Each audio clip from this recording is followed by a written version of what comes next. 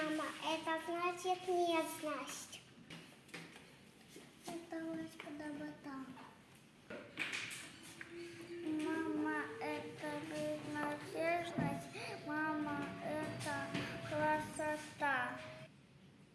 Мама, это знает сказку.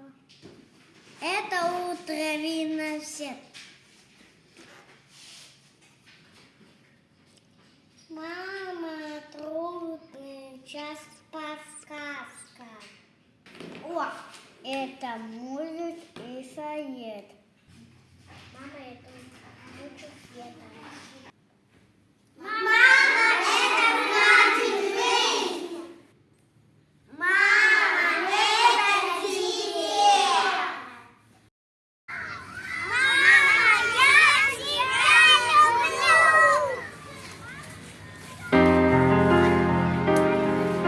Помахали ручкой.